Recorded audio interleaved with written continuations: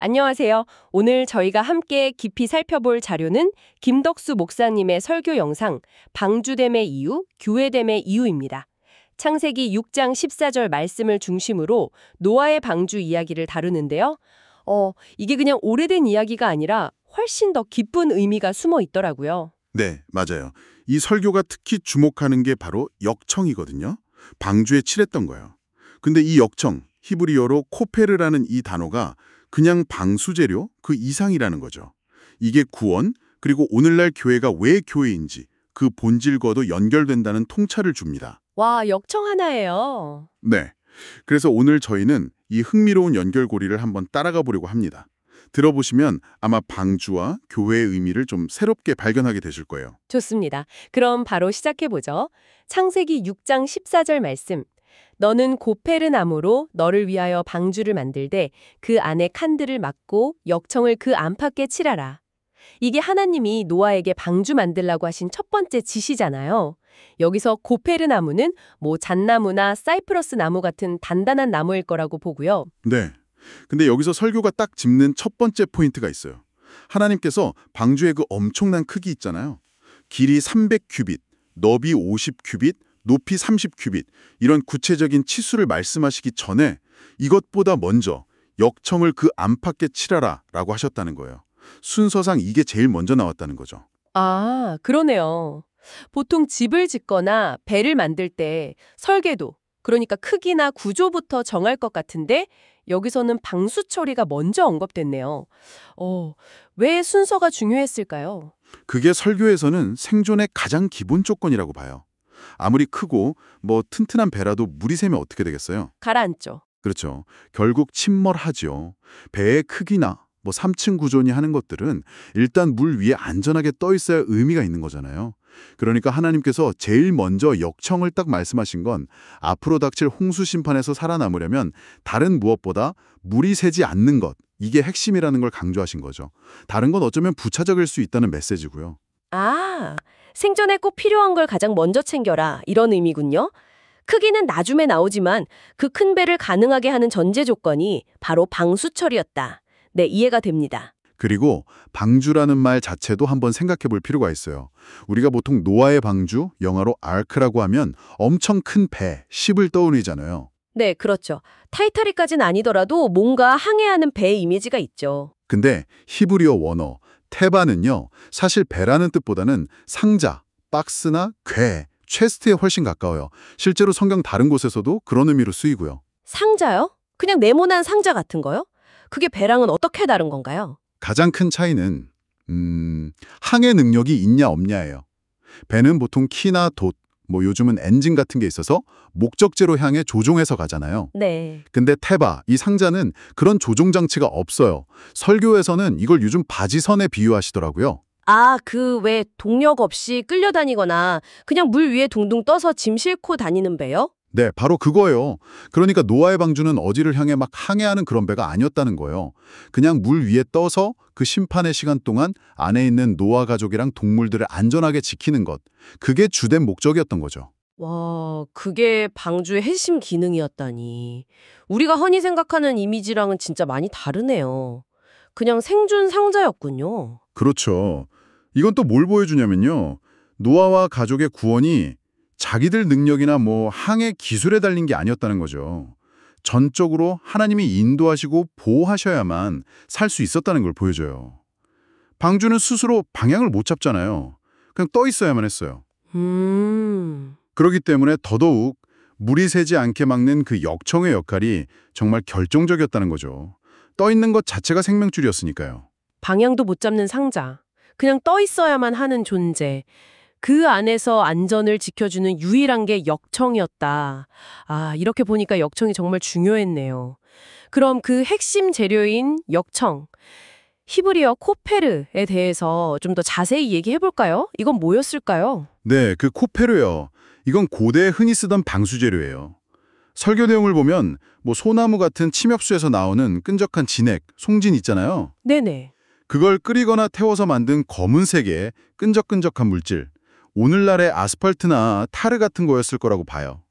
메소포타미아 그쪽 지역에서는 건물 지을 때나 배 만들 때 이걸 흔히 썼다고 하더라고요.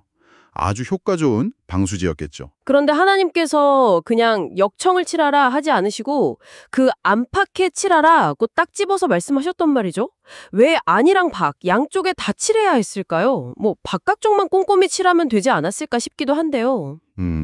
설교에서는 이 안팎으로다는 지시다 완전한 보호, 완전한 차단을 의미한다고 해석해요. 밖에서는 온 세상을 심판하는 그 무서운 홍수가 몰아치고 있잖아요. 안에는 보호받아야 할 생명들이 있고요.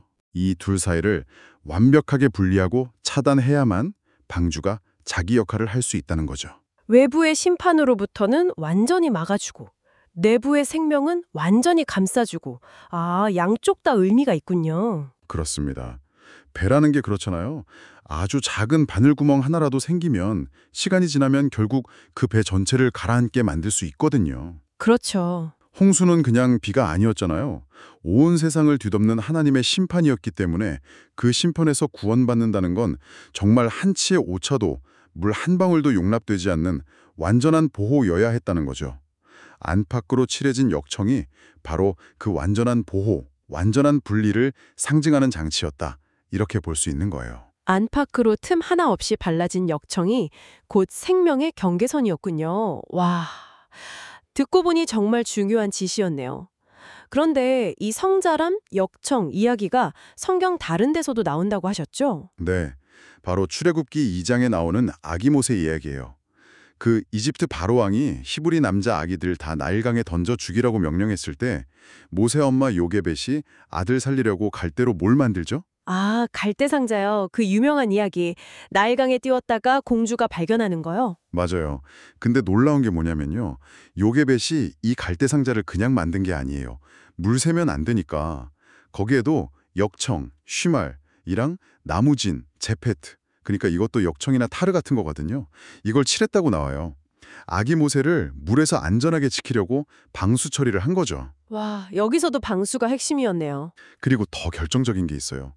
이때 모세를 담았던 그 상자를 가리키는 히브리어 단어가요. 놀랍게도 노아의 방주를 뜻하는 단어랑 정확히 똑같은 테바예요. 네, 정말요. 노아의 방주랑 모세의 갈대상자가 히브리어로 같은 단어라고요? 테바? 와, 이건 진짜 우연이라고 보기 어렵겠는데요? 설교자분은 바로 이 점을 딱 짚으시는 거예요. 성경에서 같은 단어, 그것도 흔치 않은 테바라는 단어를 썼다는 건 분명히 의도가 있다는 거죠. 연결고리가 있다는 거예요. 두 테바 모두 공통점이 있잖아요.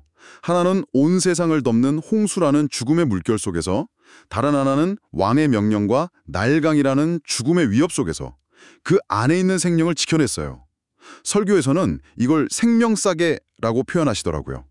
죽음의 물결 속에서 생명을 안전하게 감싸서 지킨 도구였다는 거죠. 홍수 속의 노아 가족과 동물들, 나일강 위의 아기 모세, 둘 다 테바 안에 있었기 때문에 살았군요. 그리고 그 테바를 안전하게 만든 핵심 기술이 바로 역청으로 방수한 거였고요. 와, 정말 흥미로운 평행 구조네요. 그렇죠. 이 두 이야기는 테바와 역청, 방수처리, 그러니까 그냥 물건이나 기술이 아니라 하나님 구원 계획 안에서 생명을 지키는 아주 특별한 의미가 있다는 걸 보여주는 거죠. 자, 이제 여기서 설교가 한 걸음 더 깊이 들어가요. 바로 노아의 방주에 썼던 그 역청, 코페르라는 단어 자체에 숨겨진 비밀을 파헤치는데 여기가 진짜 이 설교의 하이라이트라고 할 수 있어요. 드디어 핵심으로 가는군요. 코페르라는 단어의 방수재료 말고 또 다른 뜻이 있다고요? 네, 그렇습니다. 히브리어 코페르. 이게 분명 방주에 칠한 역청 또는 타르를 뜻해요. 그런데요, 이 똑같은 철자의 단어 코페르가 성경 다른 데서는 전혀 다른 의미로 쓰인다는 거예요. 그게 뭐냐면 바로 속전, 몸값이죠. 또는 보상금, 뇌물, 더 나아가서는 속죄, 그러니까 죄를 덮어준다, 무효로 한다는 의미로도 쓰인다는 거죠. 잠깐만요. 방수재료를 뜻하는 단어랑 몸값, 속죄를 뜻하는 단어가 같다고요? 코페르라는 같은 소리, 같은 철자가 이 두 가지 의미를 다 가지고 있다고요? 와, 이건 진짜 놀라운데요? 그냥 말장난은 아닌 것 같은데요? 설교에서는 이게 단순한 우연이나 언어 유희가 아니라고 봐요. 하나님의 깊은 의도가 담긴 메시지라는 거죠. 즉, 하나님께서 노아에게 방주 만들면서 코페르, 역청을 안팎에 칠하라고 하신 건 그냥 배에 방수칠 잘하라는 물리적인 지시 그 이상이라는 거예요. 코페르, 속전, 속죄, 를 안팎으로 덧입으라는 영적인 메시지까지 담고 있다는 해석이죠. 와, 그럼 방주에 칠한 코페르, 역청은 그냥 물 막는 기능만 한 게 아니라 영적으로는 심판에서 생명을 구하는 코페르, 속죄 피값을 상징한다는 거네요. 아, 이 연결은 정말 충격적이면서도 의미가 깊네요. 정확합니다. 설교의 핵심 주장이 바로 그거예요. 방주가 노아 가족을 홍수 심판에서 구원할 수 있었던 진짜 이유가 뭐냐? 그게 단단한 코페르 나무 때문만은 아니라는 거죠. 그 안팎을 덮고 있는 코페르, 즉 속죄와 피값을 상징하는 뭔가가 있었기 때문이라는 해석이에요. 이 코페르가 방주를 그냥 나무 상자가 아니라 구원의 도구로 만들었다는 거죠. 그렇다면 혹시 이게 신약의 십자가 사건하고도 연결이 될 수 있을까요? 뭔가 느낌이 오는데요. 바로 그 지점을 파고드는 거죠, 설교가. 이 코페르 개념이 장차 오실 예수 그리스도께서 십자가에서 흘리실 그 피, 보혈의 구원 능력을 미리 보여주는 아주 강력한 예표, 뭐랄까, 그림자 같은 거라는 거예요. 라는 거네요. 와, 그럼 방주 전체가 사실상 십자가의 모형이었다고 볼 수도 있겠네요. 네, 그렇게 해석할 수 있죠. 나무, 방주 십자가와 그걸 덮는 속죄의 상징, 코페르 예수님의 피. 이 구조적인 유사성이 굉장히 중요해요. 설교에서는 여기에 더해서 구약의 유월절 사건하고도 연결을 시켜요. 아, 유월절이요? 네, 이집트의 장자 죽는 재앙 내릴 때 이스라엘 백성들이 문설주랑 임방에 어린 양의 피를 발랐잖아요. 네, 그렇죠. 그 피를 보고 죽음의 천사가 그 집을 넘어갔죠. 그래서 패스오버, 유월절이잖아요. 피가 발린 집은 심판에서 보호받은 거예요. 유월절의 피가 죽음을 막는 보호막이었던 것처럼 방주에 발린 코페르, 역청 피의 상징도 홍수라는 죽음과 심판에서 그 안에 생명을 보호했다는 거군요. 아, 피, 즉 속죄가 있어야 구원이 가능하다는 메시지가 구약 전체에 흐르고 있다는 말씀이시네요. 그렇습니다. 코페르라는 단어 하나에 담긴 이 이중적인 의미를 통해서 노아의 방주 이야기가 그냥 고대 홍수 설화가 아니었다는 거죠. 이미 예수 그리스도의 십자가 대속, 그 복음의 핵심 메시지를 품고 있었다는 걸 보여주는 정말 놀라운 통찰인 거예요. 방주를 덮은 역청이 곧 십자가를 덮을 예수님의 보혈을 가리키고 있었다. 이렇게 볼 수 있는 거죠. 방주, 테바, 코페르, 역청, 또 코페르 속죄, 모세의 상자, 유월절 피, 십자가 보혈. 와, 이 모든 조각들이 속죄를 통한 구원이라는 큰 그림으로 딱 맞춰지는 느낌인데요. 정말 깊이 있는 해석입니다. 그렇다면 이 모든 통찰이 오늘날 교회를 살아가는 우리에게는 어떤 의미가 있을까요? 설교는 바로 이어서 교회의 본질도 노아의 방주와 똑같다고 아주 강력하게 이야기해요. 교회가 왜 교회냐? 교회가 어떻게 이 세상의 죄와 심판 속에서 성도들을 위한 안전한 피난처가 될 수 있느냐? 그 유일한 근거가 뭘까요? 그건 교회가 얼마나 트냐? 예산이 얼마냐? 프로그램이 얼마나 많냐? 교인 수가 몇 명이냐? 이런 데 달려있지 않다는 거예요. 아, 그런 외적인 조건이나 규모가 아니라는 거군요. 그럼 뭐가 중요한 거죠? 중요한 건 바로 그 코페르, 예수 그리스도의 십자가 보혈이 그 교회의 중심에 있느냐, 그리고 교회를 안팎으로 덮고 있느냐 하는 거예요. 방주를 구원의 도구로 만들었던 게 안팎으로 칠해진 역청, 코페르였잖아요. 그것처럼 교회를 진짜 구원 공동체로 만드는 건 오직 하나, 교회의 기초와 기둥, 그리고 그 안에 있는 모든 성도들의 삶을 감싸고 있는 예수 그리스도의 보혈뿐이라는 거죠. 교회의 핵심 역할은 이 보혈 안에 있는 성도들을 세상의 죄와 심판으로부터 안전하게 보호하고 감싸는 테바, 즉 생명사계가 되는 데 있다는 겁니다. 그렇다면 교회가 아무리 좋은 일을 많이 하고 선한 활동을 한다고 해도요. 그 중심에 예수님의 십자가 보혈, 그러니까 그분의 희생과 속죄에 대한 믿음과 고백이 없으면 본질적으로는 방주 역할을 제대로 못하고 있다는 뜻이 될 수도 있겠네요. 설교는 바로 그 점을 지적하는 거죠. 교회의 정체성, 예배의 본질, 사역의 방향, 성도들끼리의 교제, 세상을 대하는 방식까지 모든 것의 중심에 예수 그리스도의 보혈, 즉 코페르의 의미가 살아있어야 한다는 거예요. 건물의 간판이나 그냥 형식적인 종교 활동이 아니고요. 우리 죄를 대신해서 흘리신 그 피의 은혜, 그게 교회를 존재하게 하는 유일한 이유자, 힘이 되어야 한다는 거죠. 그게 없다면 아무리 교회라는 이름을 걸어도 속은 비어있거나 아니면 엉뚱한 방향으로 가는 태바일 수 있다는 경고예요. 오늘 김덕수 목사님 설교를 통해서 노아의 방주 이야기를 정말 새로운 눈으로 보게 된 것 같습니다. 내용을 잠깐 정리해보면요. 방주 테바는 항해하는 배가 아니라 떠다니는 상자, 피난처였고 그 생존은 코페르라는 역청으로 안팎을 칠하는 방수처리에 달렸다. 그런데 이 코페루가 속전, 속죄, 핏값이라는 뜻도 같이 있어서 방주를 덮은 역청이 실은 예수 그리스도의 십자가 보혈을 미리 보여주는 것이었음을 발견했죠. 이건 모세의 갈대상자, 테바나, 유월절 어린 양의 피와도 연결됐고요. 그리고 이 통찰은 오늘날 교회에도 그대로 적용돼서 교회의 진짜 본질과 힘은 건물의 크기나 프로그램이 아니라 오직 교회를 안팎으로 덮고 있는 예수 그리스도의 보혈, 코페르에 있다는 결론에 이르렀습니다. 던져보시면 어떨까 싶어요.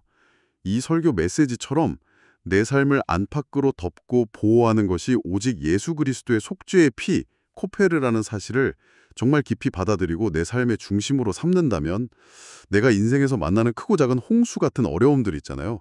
그런 것들을 바라보는 내 시각이 어떻게 달라질 수 있을까? 그리고 그 속에서 진짜 안전함과 평안함을 발견하는 나만의 길은 무엇일지 한번 깊이 생각해보는 시간을 가져보시면 좋겠습니다.